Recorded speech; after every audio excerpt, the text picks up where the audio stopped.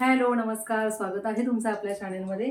तर ना मी आता करते आहे सांबार. म्हणजे भाज्या तर माझ्याकडे जास्त नाही आहेत, फक्त शेवग्याची शेंग आहे आणि हे भोपळा आपला, तर आणि टोमॅटो आणि कांदा. पण बाकी जास्त नाहीत माझ्याकडे भाज्या. आणि सकाळी केल्या होत्या इडल्या, तर सकाळी आम्ही नाश्त्याला इडली खाल्ली, त्याच्यामधल्या आता एवढ्या उरल्या आहेत इडल्या आणि ही थोडीशी चटणी उरली आहे. तर आता बाबू आणि मीच आहोत, दोघंच आहोत आम्ही. तर म्हटलं आता सांबार करते. डाळ लावलेली आहे याच्यामध्ये आणि भात लावलेला आहे. तर आता आम्ही भात आणि सांबार आणि इडली तर आहेच, म्हणून भात पण मी एकदम थोडासाच लावलेला आहे. तर आता साधं सुद्धा सांबार करते आणि रिदेशला तिकडे मी हे दिलेलं. आता तो आलेला इकडे बघायला मी काय करते, तर आता परत पाठवलं त्याला मी थोडं लिखाणाचं काम दिलंय, स्पेलिंग्स लिहायला दिलंय. रिदेश, लिहितोयस ना? त्याला ना सारखं असं बोलावं लागतं.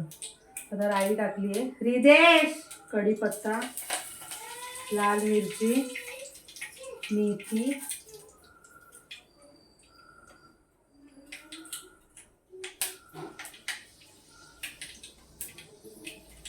उडीद डाळ, थोडंसं हिंग टाकते. सांबार मसाला माझ्याकडे होता अवघडचा, तर तोच मी वापरणार.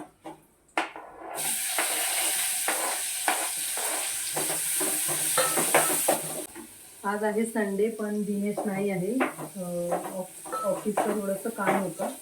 संडेला पण जावं लागतं ऑफिसला कधीतरी, त्यामुळे आता आम्ही दोघंच आहोत. तर टिफिनमध्ये मी इडली आणि चटणीच दिली होती. कांदा ना आता ब्राऊन झालाय. आता त्याच्यामध्ये लागते टोमॅटो. एक न्यू ॲक्टिव्हिटी बनवली आहे, ती जरा रिजेसोबत घेऊन बसायचं आहे.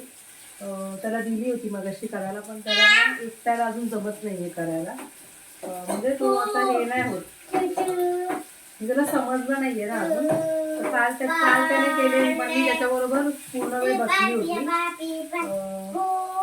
तर आता बघते, जेवण झाल्यानंतर परत त्याच्यासोबत बसायचं आहे.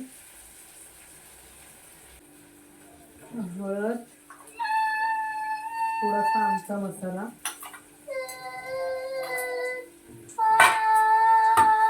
आणि सांबार मसाला.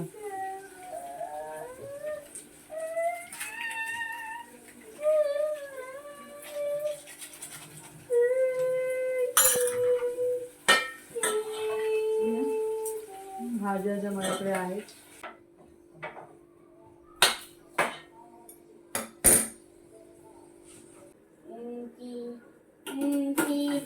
चेक करते शिजलं काय.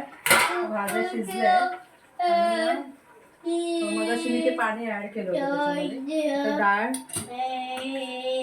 त्याच्यामध्ये टाकते, व्यवस्थित घोटून घेतली. आणि मीठ टाकलं नव्हतं मी भाज्यांमध्ये, आता एकत्रच टाकते.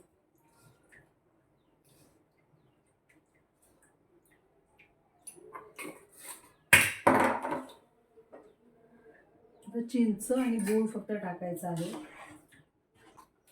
जसं पाणी मी चिंचेचं बनवलं, ह्याच्यामध्येच गूळ ऍड केलं, तर ते याला टाकते.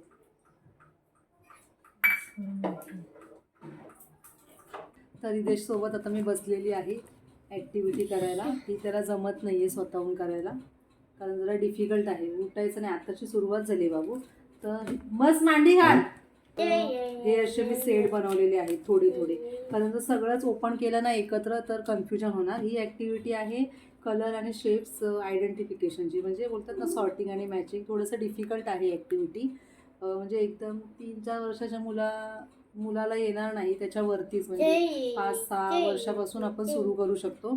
हे असे स्क्वेअर टाईप मी बनवलेले आहेत. एकावरती पिक्चर ड्रॉ केलेला आहे आणि एकावरती असे शेप्स, म्हणजे हे ह्याचे शेप्स नाही आहेत, ह्याच्यामध्ये शेप आणि त्या पिक्चरमध्ये कुठले कुठले कलर आहेत, तर ते कलर इकडे, तर शेप्स आणि कलर बघून त्याला ते पिक्चर जॉईन करायचं आहे, मॅच करायचं आहे.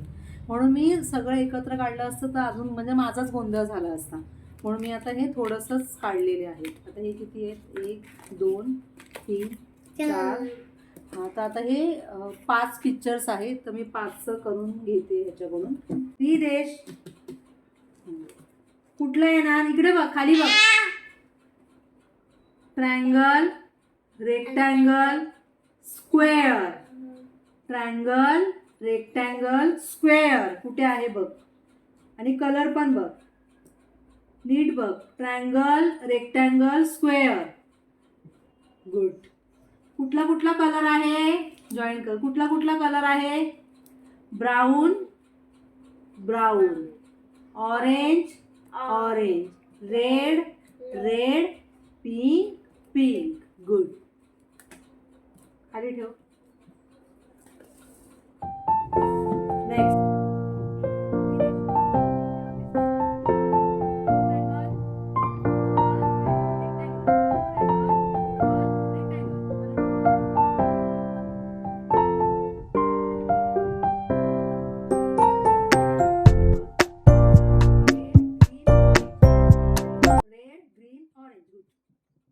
आता ही ॲक्टिव्हिटी तर कंप्लीट झालेली आहे आणि त्याने बघा कसं सगळं लाईनमध्ये लावलेलं आहे. तिकडे जागा संपली म्हणून त्याने परत इथून सुरुवात केली. बट इट्स ओके, कारण कसं ह्या मुलांचं ते असतं लाईनमध्ये लावायचं. म्हणजे त्याने ॲक्टिव्हिटी कंप्लीट केली ना, हे महत्त्वाचं आहे. नुसताच जर मुलगा बसला आहे आणि आपल्या वस्तू घेतल्या तिकडच्या आणि तो लाईनमध्ये लावतो आहे, रिकामा बसला आहे, तर मग ते चुकीचं आहे. पण आता हे ॲक्टिव्हिटी त्याने लावले म्हणून मी पण एवढं काय बोलली नाही, ठीक आहे लावू दे, कारण म्हणजे ॲटलिस्ट तो ॲक्टिव्हिटी तरी त्याने केली माझ्यासोबत बसून. तर असं त्याने हे कंप्लीट केलेलं आहे. काय काय पिक्चर जे आहेत ना असे एकदम किचकट, जे त्याला एकदम डिफिकल्ट गेले, मी मध्ये मध्ये हेल्प केली, आणि जे जरा इझी होते तर ते त्याने लावले स्वतःहूनच असं. तर थोडं आता बघू, मला ह्याची प्रॅक्टिस अजून घ्यावी लागेल, तेव्हा कुठे जाऊन त्याला ते व्यवस्थित जमेल. तर आता चाय वगैरे झालेली आहे संध्याकाळची, आणि विदेशला मखाणे दिले होते पण त्याने मखाणे काही खाल्ले नाही. त्याने खाल्ली इडली, 3 इडल्या खाल्ल्या त्याने, आणि आता तो स्वतःच गेलाय तिकडे स्विंगवरती. चला इकडे या. आणि आता मी थोडंसं एक कपाटाचं जरासं आवराआवर करायला घेतलेली आहे. खूप दिवसापासून करायचं होतं, तर आता म्हटलं चला आता करूया. तर आता इथे पूर्ण धूळ वगैरे झालेली आहे, तर ती थोडीशी अगोदर झाडून वगैरे घेतो, आणि सगळं आता कपाटातलं सामान इथे काढलेलं आहे. सगळं अस्ताव्यस्त झालेलं आहे, तर ते थोडं घडी करायचं आहे. तर चला. तर ना खूप दिवसापासून हे काम पेंडिंग होतं. म्हणजे हॉलमध्ये जे ड्रॉवर आहे ना त्याच्यामध्ये दिनेशचे कपडे होते.